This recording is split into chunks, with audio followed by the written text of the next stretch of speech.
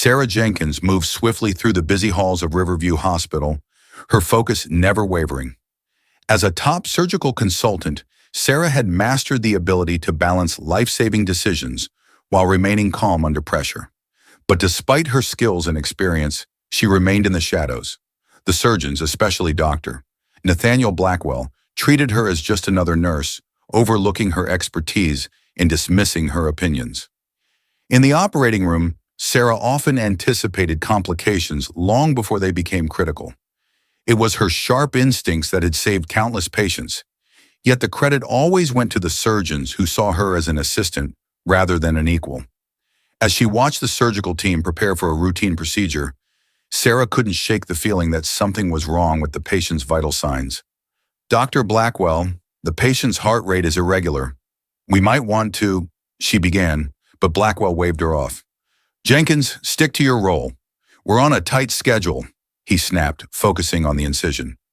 Sarah bit back her frustration, reminding herself that saving the patient was the priority. She stepped closer, keeping an eye on the monitor. Blackwell's dismissal stung, but Sarah had seen this before. The arrogant surgeon's ego often got in the way of patient safety. When the patient's vitals began to plummet, Sarah knew she had no choice. "Doctor, the patient's crashing. We need to intervene now." Blackwell hesitated, his jaw clenched. "Fine. Stabilize him," he muttered, stepping back. Sarah worked quickly, her hands steady as she directed the team to administer the right medication. Within moments, the patient's condition stabilized, and the surgery proceeded without further incident. Blackwell offered no thanks, and Sarah didn't expect any. But as she left the operating room, she knew things needed to change. Riverview Hospital had a reputation for its world-class surgeons, but beneath the surface, the system was flawed. Nurses like Sarah were expected to follow orders without question, even when they saw mistakes that could cost lives. Sarah had always believed in teamwork, but the hospital's hierarchy left little room for collaboration. The doctors made the decisions, and the nurses were expected to quietly follow. Walking through the hospital's halls, Sarah overheard conversations that confirmed her fears. Younger, less experienced nurses were beginning to adopt the same mindset. Stay quiet, avoid confrontation, and don't challenge the doctors. This culture of silence had deep roots, and Sarah knew that changing it would be an uphill battle. In the break room, Emily Carter, a nervous young nurse, approached Sarah. "I heard what happened in surgery. You saved that patient, didn't you?" Sarah smiled faintly. "It's part of the job, Emily, but it shouldn't be. We should be working together, not in opposition." Emily nodded, her admiration for Sarah clear. "I don't know how you do it. Standing up to doctors like Blackwell." "It's not about standing up to them," Sarah replied, her voice soft but firm. "It's about making sure the patients come first. That's what matters."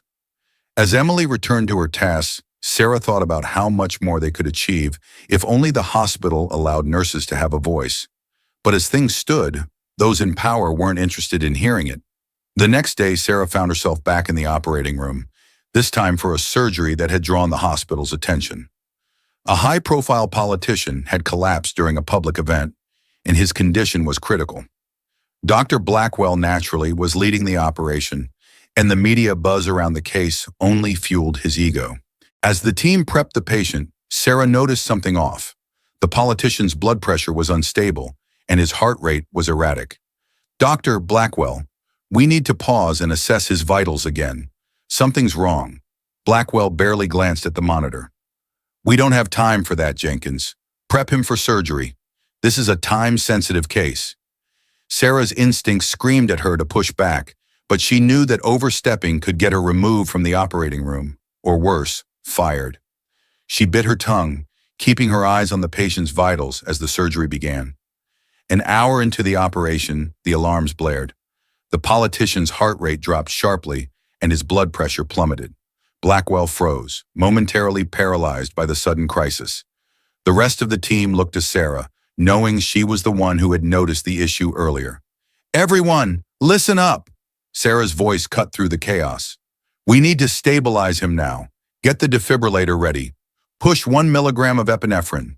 The team sprang into action, following Sarah's calm but urgent commands. Blackwell, still struggling to regain control, watched as Sarah took charge. Within minutes, the patient's vitals stabilized, and the immediate crisis was averted. As the surgery continued, Blackwell remained silent, but his frustration was clear. Sarah had done what was necessary, but she knew this would not be the last time she had to step in to prevent a disaster. After the surgery, Sarah couldn't shake the feeling that the hospital's system was failing its patients. She had prevented a catastrophe, but the underlying issue remained. Nurses weren't being listened to, and their expertise was constantly undermined. Later that evening, Sarah sat in a meeting with the hospital's board, where Dr. Blackwell painted a different picture. The surgery went well thanks to the team's effort, he said, taking credit for the save without mentioning Sarah's intervention. Sarah glanced around the room, her frustration growing as the board members nodded along. They weren't interested in hearing her side of the story. To them, Blackwell's word was final. When the meeting ended, Sarah approached Linda Harris, the head of the hospital board. Ms. Harris, I've been thinking about how we can improve communication between nurses and doctors in high-stakes situations. I have a few ideas. But Linda cut her off, her tone polite but dismissive. Sarah, we appreciate your input, but our focus is on maintaining efficiency. The doctors know what they're doing. Sarah swallowed her frustration. Efficiency?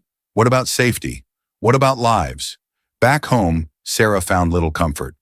Her brother, Mike Johnson, was waiting for her, concern etched on his face. You're burning yourself out, Sarah, he said as she dropped onto the couch. This hospital is running you into the ground. I'm fine, Mike, Sarah replied, though she didn't feel fine. The weight of the day's events pressed down on her, and for the first time she wondered if it was all worth it.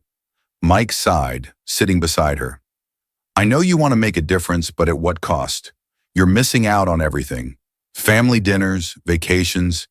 You've been so focused on the hospital that you're losing yourself. Sarah looked at her brother, her heart heavy. He was right. She had sacrificed so much for a place that didn't value her. But how could she walk away when lives were at stake? I can't just leave, Mike. They need me, she said softly.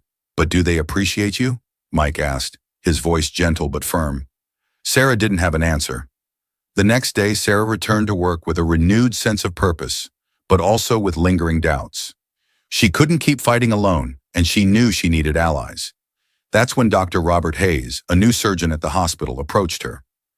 I heard about what happened in the OR, he said, his tone supportive. You saved that man's life. I'm sorry you didn't get the recognition you deserve. Sarah looked at him surprised. Thank you, but it wasn't about recognition. It was about doing what's right. I agree, Hayes said, nodding, which is why I want to help. I've been watching, and it's clear this hospital needs a change, but we can't do it alone. Sarah felt a spark of hope. Maybe she wasn't alone after all. The pressure in the operating room was palpable as the hospital prepared for a high-profile surgery. News cameras gathered outside, waiting for updates on the condition of Governor Samuel Davenport, the politician who had collapsed during a public event.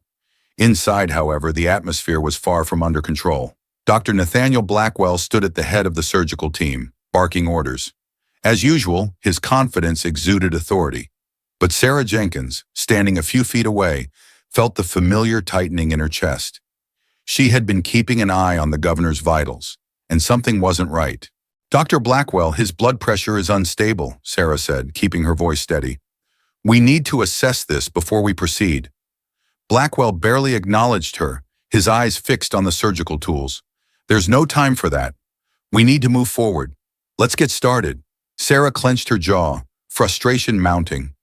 She knew what was coming, and it was only a matter of time. As the surgery progressed, the governor's condition began to worsen.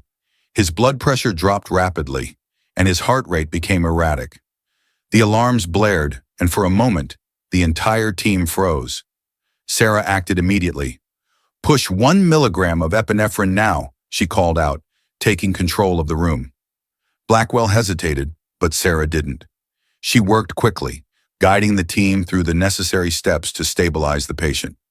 Within moments, the governor's vitals returned to a stable state, and the surgery continued without further incident. As they finished, Blackwell pulled off his mask, his frustration clear. You took over without consulting me, he said through gritted teeth. I did what was necessary to save the patient, Sarah replied, her voice unwavering. But as Sarah walked out of the operating room, she knew there would be consequences. Blackwell wasn't the kind of man to let someone else, especially a nurse, outshine him in front of the hospital's most high-profile case. The hospital was abuzz with rumors the next day. Word of Sarah's intervention during the governor's surgery had spread like wildfire. Some staff praised her decisive actions, while others worried about the fallout. Dr. Blackwell was a powerful figure at Riverview Hospital, and few dared to challenge him openly. In the break room, Emily Carter approached Sarah again, her face a mix of admiration and concern. "Everyone's talking about what you did. You saved his life." Sarah sighed, rubbing her temples. "It wasn't about being a hero. I just did what needed to be done." "But Blackwell, he's furious," Emily said, her voice lowering. "What if he tries to get you in trouble?" "I'm not worried about Blackwell," Sarah said, though a part of her was. "I'm worried about what happens if we keep ignoring the voices that could save lives." As Sarah left the break room, she knew she couldn't keep quiet anymore. It was time to take action, no matter the personal cost. A week later, Sarah found herself standing in front of the hospital board, her palms slightly clammy as she prepared to make her case. The room was filled with top administrators, including Linda Harris, the head of the hospital board, and of course, Dr. Blackwell, seated confidently at the far end. "Thank you for allowing me to present today," Sarah began, her voice steady despite the tension in the room. "I'm here to propose new communication protocols that would allow for better collaboration between nurses and doctors, particularly in critical situations." She clicked through slides showing data on preventable mistakes, emphasizing how many lives could have been saved if nurses had been empowered to speak up. Dr. Blackwell interjected, his voice sharp. "With all due respect, Ms. Jenkins, we have protocols in place for a reason. The chain of command is there to maintain order. What you're proposing sounds like chaos." "It's not about chaos, Dr. Blackwell," Sarah replied, refusing to back down. "It's about giving nurses the authority to act when they see something wrong. The current system isn't working. It's costing lives." Linda Harris leaned forward, her expression neutral. "We appreciate your passion, Sarah, but changes to the protocol require careful consideration. We can't risk disrupting the efficiency of our hospital." The meeting ended with no resolution. Sarah had made her point, but Blackwell's influence was strong, and the board seemed reluctant to challenge the status quo. Despite the setback in the boardroom, Sarah refused to give up. She knew that changing the system would be a long battle, but it was one worth fighting. After the meeting, Dr. Robert Hayes approached her. "That was a brave move, Sarah," he said. "You made some excellent points. I think there's potential here, even if the board isn't ready to admit it." "Thanks, Robert," Sarah replied, grateful for his support. "But we need more than potential. We need action." Together, they began drafting more detailed plans for the protocol Sarah had proposed. They focused on empowering nurses to raise concerns during surgeries and ensuring their input was taken seriously. They knew they needed evidence to convince the board, and more importantly, they needed to show the doctors that this change was necessary. Dr. Hayes suggested they start a limited trial in one of the departments, and with his help, they managed to get approval for a small-scale implementation of the new protocols. The first trial of Sarah's protocols began in the trauma department, where quick decisions often meant the difference between life and death. Initially, there was resistance from some of the doctors, particularly those loyal to Dr. Blackwell. They grumbled about the new system, complaining that it undermined their authority. But Sarah pushed forward, working closely with the nurses to ensure that the protocols were being followed. She spent long hours in the department, overseeing the implementation and gathering feedback from the staff.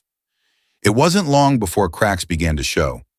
Dr. Blackwell, despite being officially removed from the trial, found ways to interfere.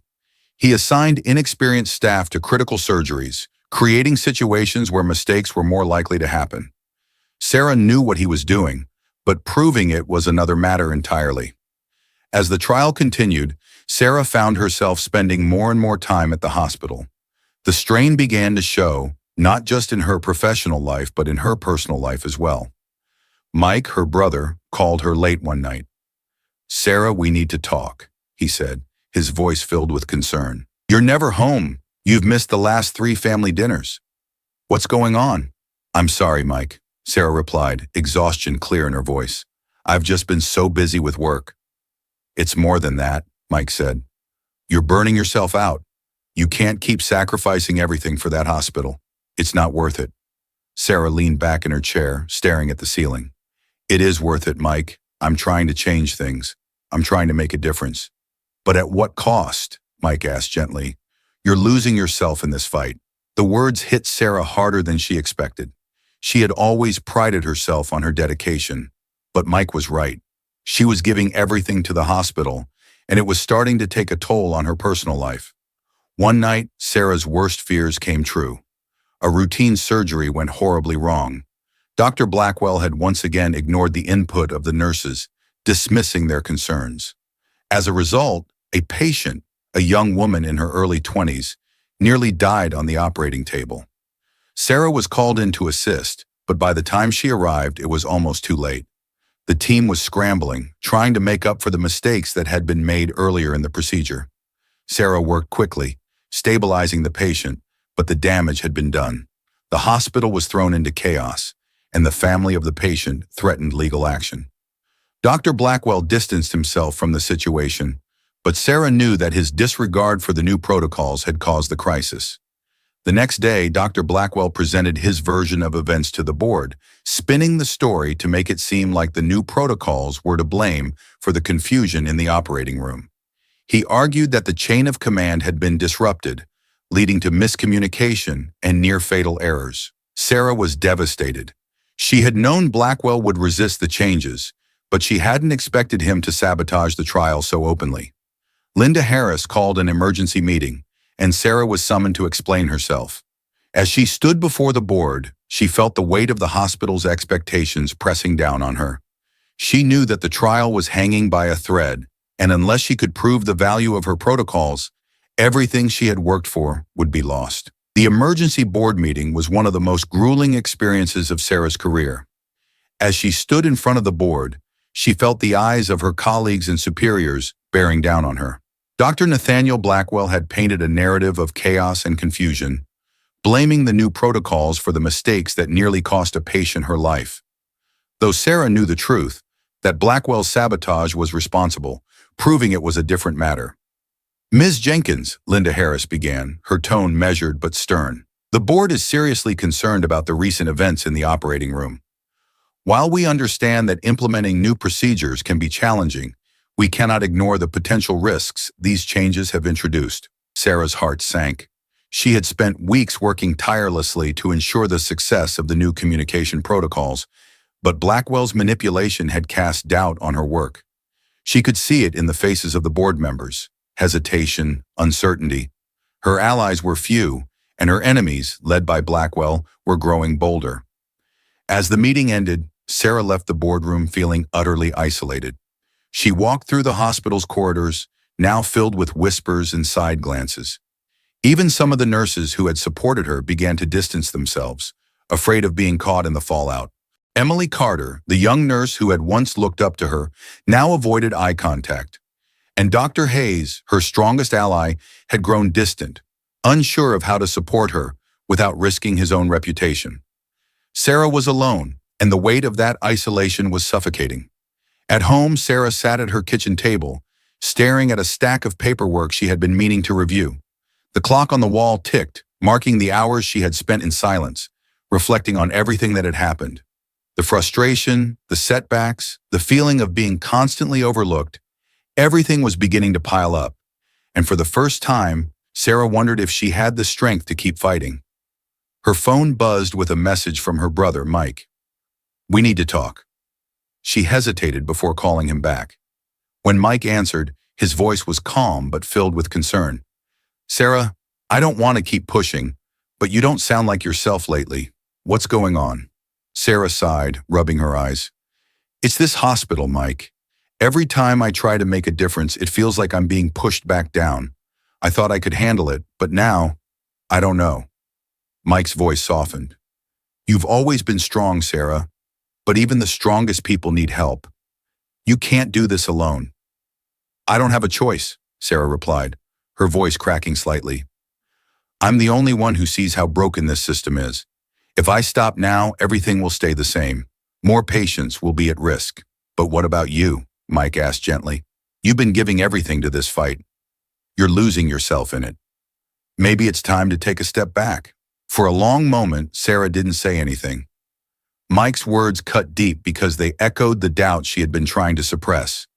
But could she really step back? Could she walk away when so much was at stake? "I'll think about it," she finally said, though deep down she knew the answer. Sarah barely had time to process her conversation with Mike when a new crisis hit the hospital. A major car accident had sent multiple trauma patients to Riverview, overwhelming the... Sarah was called in to assist, but the situation quickly spiraled out of control.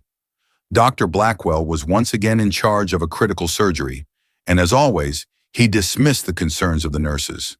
Sarah watched from the sidelines, her frustration growing, as Blackwell ignored the warning signs that the patient's condition was deteriorating.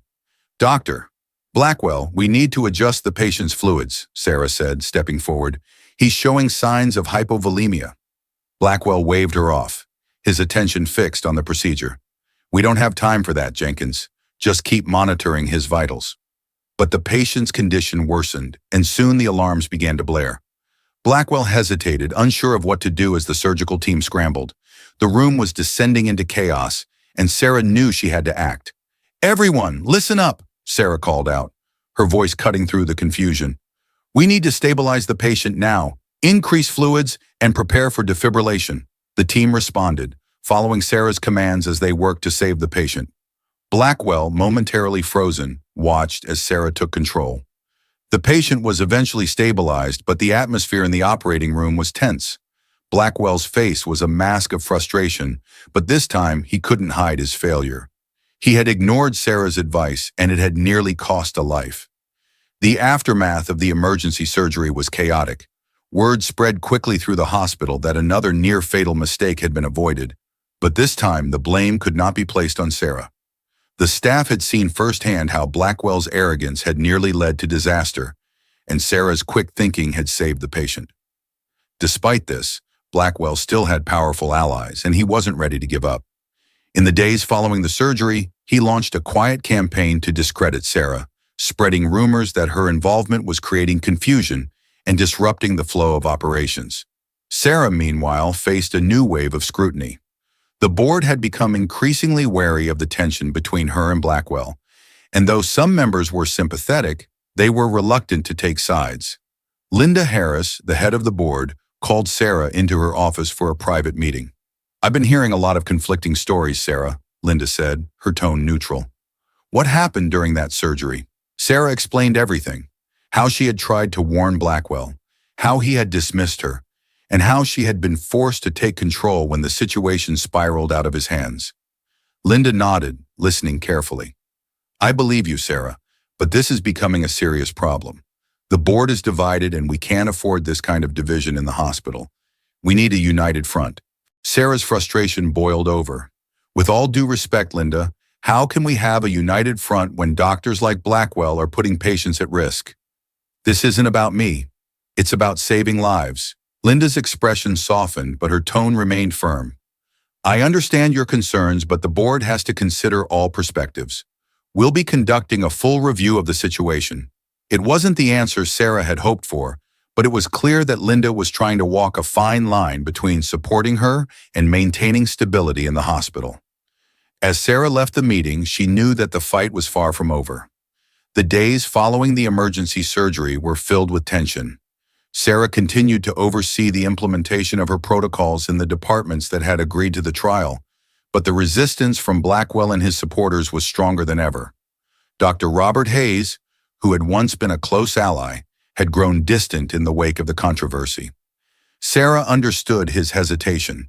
He had a career to protect, but the isolation weighed heavily on her. One evening, as Sarah was reviewing patient charts, Dr. Hayes appeared in the doorway of her office.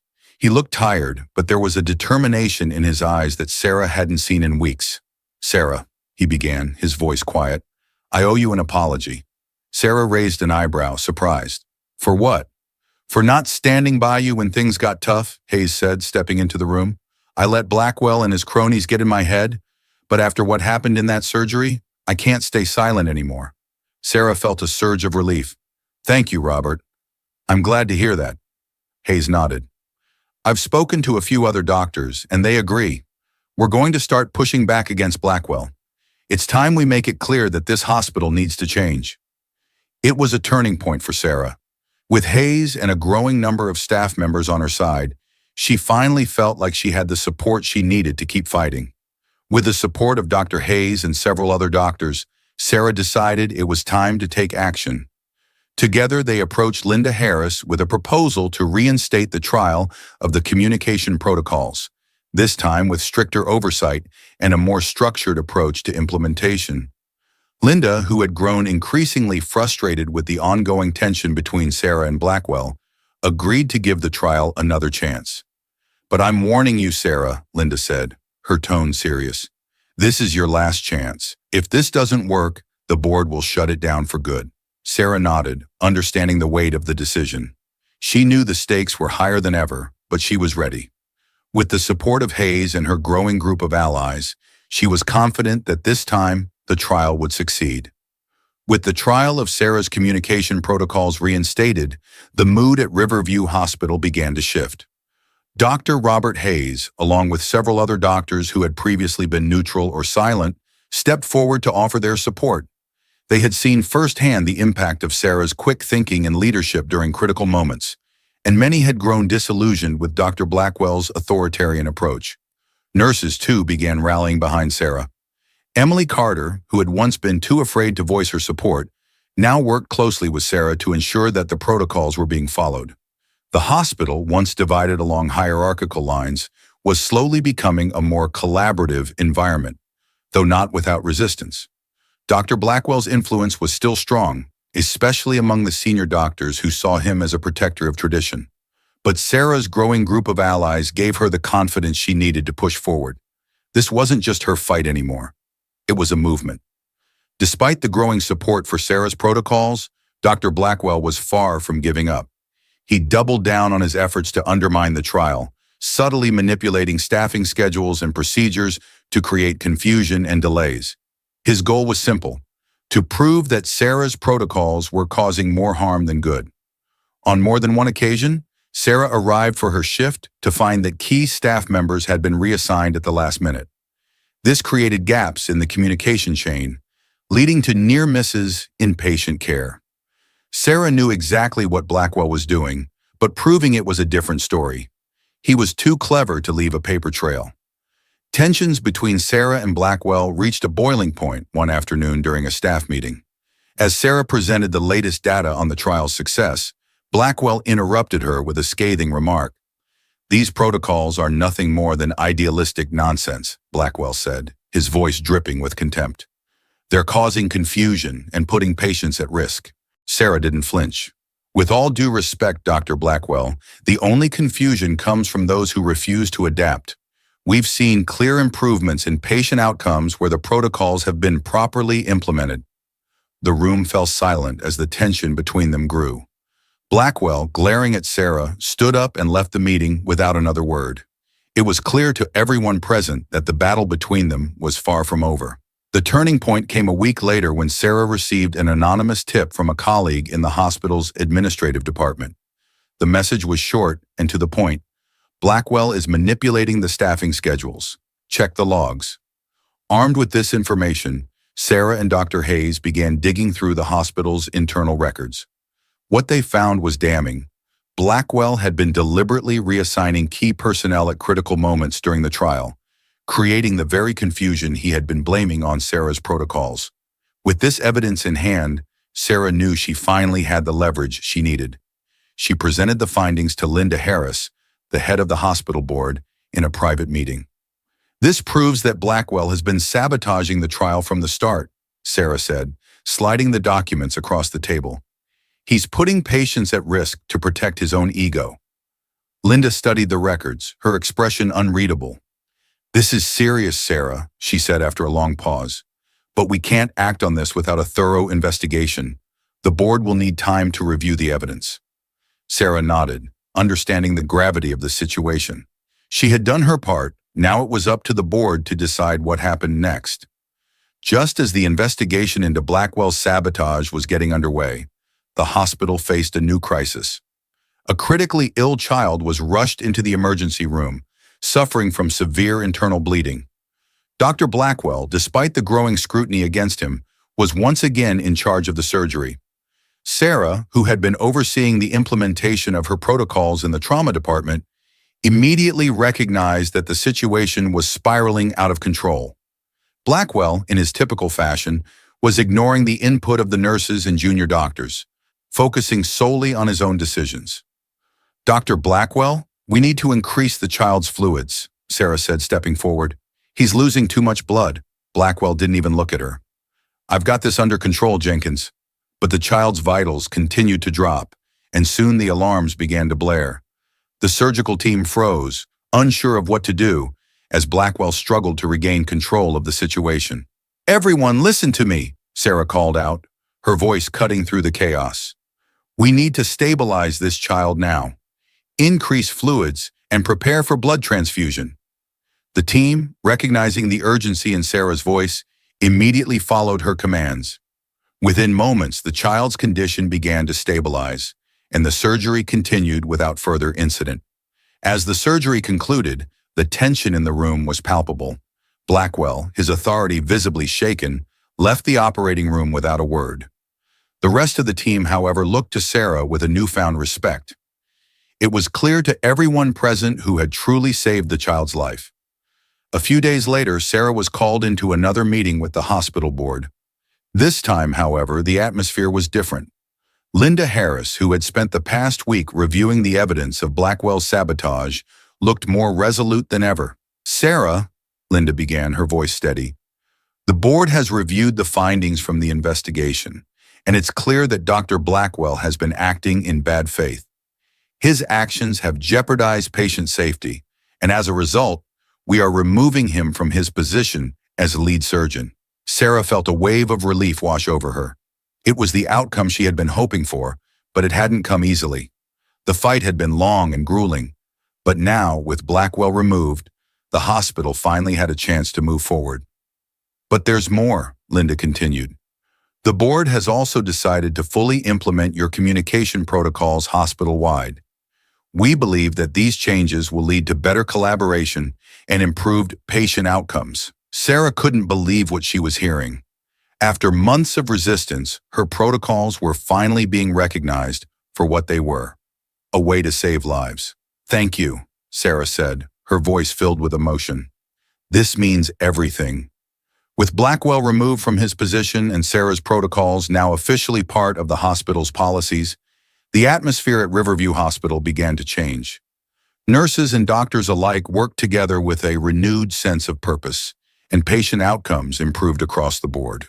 Sarah, now in a leadership role overseeing the implementation of the new protocols, found herself busier than ever. But this time, the work felt different. Instead of fighting against the system, she was working to transform it from within. Her personal life, too, began to improve. Mike, her brother, noticed the change in her demeanor when they met for dinner one evening. "You seem happier," he remarked. "I am," Sarah admitted, smiling. "For the first time in a long time, it feels like I'm making a real difference." Mike nodded, his expression proud. "I always knew you would." As Sarah settled into her new role, she made a conscious effort to reconnect with her family and friends. The long hours at the hospital had taken a toll on her personal life, but now that the fight with Blackwell was behind her, she had more time to focus on the things that truly mattered. She reconnected with old friends, attended family events she had missed in the past, and even found time for a much-needed vacation. The balance between her work and personal life wasn't perfect, but it was a start. At the hospital, Sarah continued to oversee the implementation of her protocols, working closely with both doctors and nurses to ensure that the changes were being embraced across all departments. There were still challenges, of course, but the culture of the hospital had shifted. It was no longer about hierarchy and ego. It was about collaboration and patient care. As the months passed, Riverview Hospital became a model for how communication and collaboration could improve patient care. The changes Sarah had fought for were now fully integrated into the hospital's daily operations, and the results were clear: fewer medical errors, faster response times, and higher patient satisfaction. Even Linda Harris, who had once been hesitant to implement the protocols, became a vocal advocate for the changes. Sarah's vision has transformed this hospital, Linda said during a staff meeting. We're saving more lives because of it. For Sarah, the transformation was deeply satisfying. She had spent years fighting for her place in a system that had tried to silence her, and now she was leading that system toward a brighter future. Though Blackwell had been removed from his position, he hadn't completely disappeared from the hospital. He still worked in a reduced capacity, though his influence had waned significantly. One afternoon, as Sarah was finishing her rounds, she encountered him in the hallway. "Jenkins," Blackwell said, his voice dripping with disdain. "I see you've got everyone drinking the Kool-Aid." Sarah stopped, meeting his gaze without flinching. "It's called progress, Doctor. Blackwell. You should try it sometime." Blackwell sneered, but there was a hint of bitterness in his eyes. "You got lucky, Sarah. This hospital was fine the way it was. You just stirred up trouble." "Maybe," Sarah replied, her voice calm. "But that trouble saved lives, and that's what matters." Without waiting for a response, Sarah turned and walked away, leaving Blackwell behind. The battle between them was over, and Sarah had won. Not for herself, but for the patients who depended on Riverview Hospital to do the right thing. The final test of Sarah's leadership came during a major multi-car accident that sent dozens of patients to Riverview's emergency room. It was one of the largest crises the hospital had ever faced, and all eyes were on Sarah to see how the new protocols would hold up under pressure. "Everyone, listen up," Sarah called out as the ambulances began arriving. "We're activating the crisis protocols. Trauma teams 1 and 2 to the ER, ORs 3 and 4 prepped and ready, prioritized based on severity. Let's move." Under Sarah's leadership, the hospital responded like a well-oiled machine. Nurses, doctors, and support staff worked together seamlessly, communicating clearly and efficiently. The new protocols allowed for quick decision-making, and despite the overwhelming number of patients, no one was left behind. By the end of the day, all the patients had been treated, and the hospital staff was exhausted but proud. The crisis had been handled with precision and care, and it was clear that the changes Sarah had implemented were working. As Sarah stood in the ER, watching the last patient being wheeled to recovery, Dr. Hayes approached her with a smile. "You were incredible today, Sarah. This is exactly what you envisioned." Sarah smiled, feeling a sense of fulfillment she hadn't experienced in years. "This is what we can achieve when we work together," she said. "And it's only the beginning." In the days following the successful response to the multi-car accident crisis, the hospital buzzed with pride and praise. Sarah's protocols had been thoroughly tested under extreme pressure, and they had passed with flying colors. But despite the success, there was still one final hurdle: the board's vote on whether to make the changes permanent across the entire hospital system. The board meeting was set for the following week, and Sarah found herself once again preparing to defend the protocols she had worked so hard to implement. She knew that while the success of the emergency response would weigh in her favor, there were still members of the board who remained skeptical. Linda Harris had become more supportive over time, but even she had voiced concerns about whether the changes could be maintained in the long term. And though Blackwell had been removed from his leadership role, his influence still lingered among some of the more conservative board members. On the morning of the meeting, Sarah gathered her notes and prepared for what she hoped would be the final battle in her long fight for change. As the meeting began, Sarah stood before the board, her heart pounding. She presented the data from the trial phase, the crisis response, and the feedback from staff members across departments. She showed how the new communication protocols had improved patient outcomes, reduced errors, and created a more collaborative environment. When she finished, Linda Harris turned to the board. "We've seen the evidence, and the success of the recent crisis response speaks for itself. However, this is a major shift for our hospital, and we need to be absolutely certain that these changes are sustainable. I'd like to open the floor to discussion before we vote." Several board members voiced their support for the protocols, citing the improvements they had observed. Others, however, raised concerns about the cost of implementing the changes across all departments and the potential for resistance from staff who were still reluctant to embrace the new system. As the debate continued, Sarah's confidence wavered. Despite all her efforts, she realized that the outcome of the vote was far from certain. Just when it seemed like the vote could go either way, Doctor. Robert Hayes stood up from his seat. He had remained mostly silent during the meeting, listening intently as the other board members voiced their opinions. Now, however, he had something important to say. Before we vote, Hayes began, I'd like to share a personal observation. As a surgeon who has worked closely with Sarah Jenkins during this trial, I can say without a doubt that these protocols have made me a better doctor. They've made me a better listener, a better collaborator, and most importantly, they've helped me save lives. The room fell silent as Hayes continued. I've seen the impact of these changes firsthand. I've worked in environments where nurses were silenced, where their expertise was ignored, and where patients suffered because of it. But at Riverview, we've created something different, something better. And it's because of Sarah and her vision. Hayes looked around the room, meeting the eyes of each board member. We have a chance to lead the way here, to show other hospitals what true collaboration looks like, but it starts with us making the right decision today. Linda Harris nodded thoughtfully before turning to the rest of the board. Thank you, Dr. Hayes. I believe we're ready to vote. The vote was cast, and the tension in the room was palpable as Linda Harris tallied the results. Sarah sat in silence, her heart racing as she waited for the final decision. Finally, Linda looked up, her expression calm but resolute. The board has voted in favor of implementing the communication protocols hospital-wide, effective immediately. A wave of relief washed over Sarah, and she let out a breath she hadn't realized she'd been holding. The protocols were now permanent. It was the victory she had fought for, and it felt like the culmination of everything she had worked toward. As the meeting concluded, several board members approached Sarah to offer their congratulations. Dr. Hayes smiled warmly as he shook her hand. You did it, Sarah. This is your victory. But Sarah shook her head. This isn't just my victory, Robert. It's all of ours. We've all made this possible. With the board's decision finalized, Riverview Hospital entered a new era. The communication protocols were rolled out across all departments, and Sarah was tasked with overseeing the implementation. It was a monumental task, but one that Sarah approached with a sense of purpose and determination. The culture at the hospital began to shift. Doctors and nurses who had once been skeptical of the changes slowly started to embrace the new system.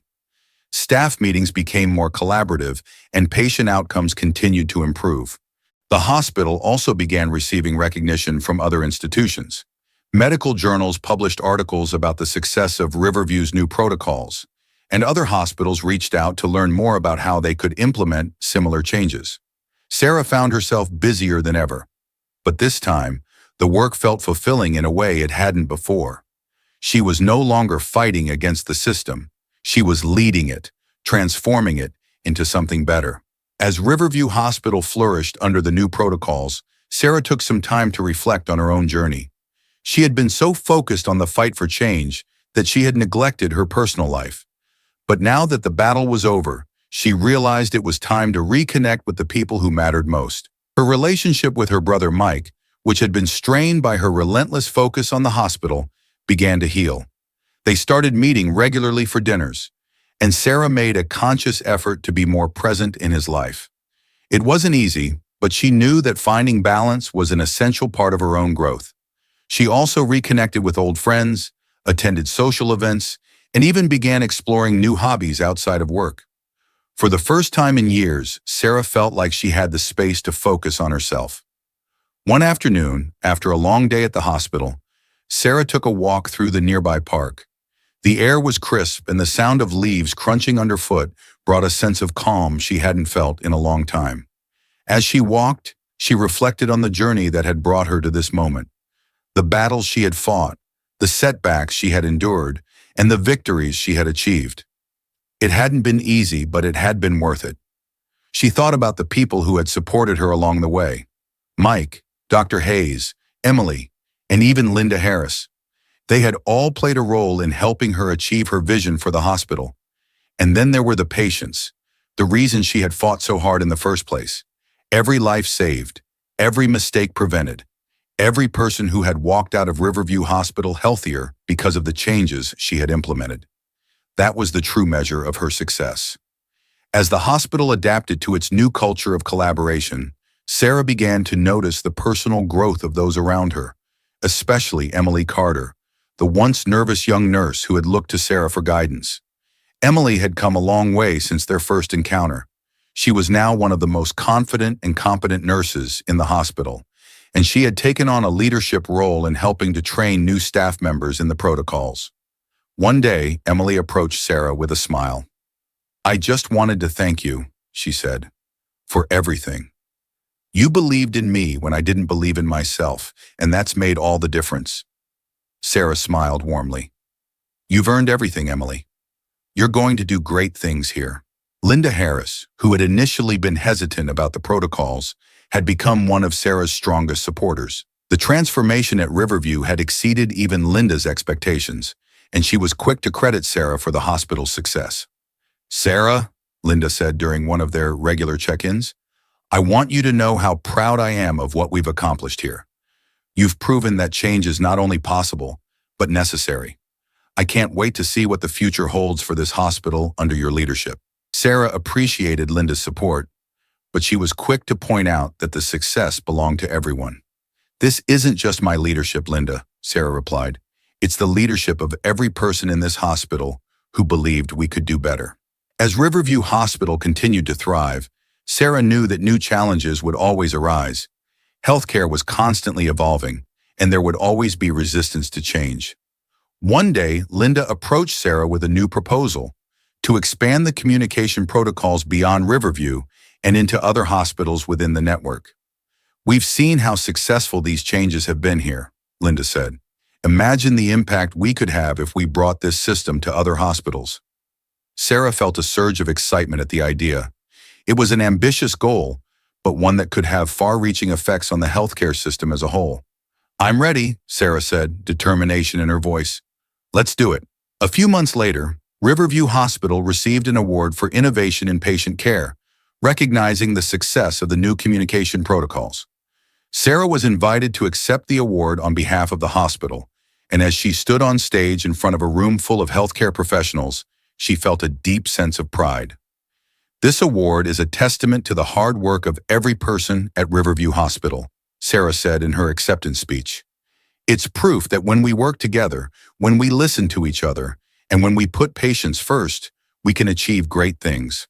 The applause that followed was thunderous, but for Sarah, the real reward was knowing that the changes she had fought for were making a real difference in people's lives. After the award ceremony, Sarah found a quiet corner to reflect on how far she had come. The journey had been long and filled with obstacles, but in the end, it had all been worth it. As she looked out at the city skyline, she thought about the lives she had touched, the patients who had been saved, the staff members who had grown under her guidance, and the hospital that had become a beacon of hope for so many. For Sarah, the victory wasn't just about the protocols or the award. It was about the lives that had been changed for the better, and that, more than anything, was what mattered. As Riverview Hospital prepared to expand its communication protocols to other hospitals, Sarah felt a sense of excitement and anticipation for the future. She had accomplished so much, but there was still more to do. With the support of her team, Sarah knew that they could take on whatever challenges lay ahead. The road to change was never easy, but Sarah had proven that it was possible and that it was worth fighting for. Though Dr. Nathaniel Blackwell had been removed from his leadership role, he remained a presence at Riverview Hospital for a while longer. However, the changes in the hospital's culture left little room for his outdated methods and arrogance. One day, Blackwell announced his retirement. His departure was met with mixed emotions from the staff. Some felt relief, others a sense of closure. But for Sarah, it was the end of an era. As Blackwell left the hospital for the last time, he and Sarah exchanged one final glance. There were no words, but the message was clear. The fight was over, and Sarah had won. With Riverview Hospital thriving, Sarah knew that it was time to start thinking about the future. She had accomplished so much, but she also knew that the next generation of leaders would be the ones to carry on her vision. One day, she sat down with Emily Carter, who had grown into a confident and capable leader. "Emily, it's time for you to take on more responsibility," Sarah said. "You've proven that you're ready." Emily looked surprised but also proud. "Thank you, Sarah. I'll do my best." "I know you will," Sarah said with a smile. "And remember, I'm always here if you need me." As Sarah prepared to step back from the day-to-day operations of the hospital, she reflected on the legacy she was leaving behind. Riverview Hospital had become a symbol of what was possible when people worked together, and Sarah knew that the changes she had fought for would continue long after she was gone. Her legacy wasn't just in the protocols or the awards. It was in the people she had inspired. The nurses who had found their voices, the doctors who had learned to listen, and the patients who had received better care because of it. As Sarah stood in the hospital courtyard, watching the hustle and bustle of the staff and patients, she felt a deep sense of peace. She had done what she set out to do. She had made a difference. But Sarah also knew that the work wasn't over.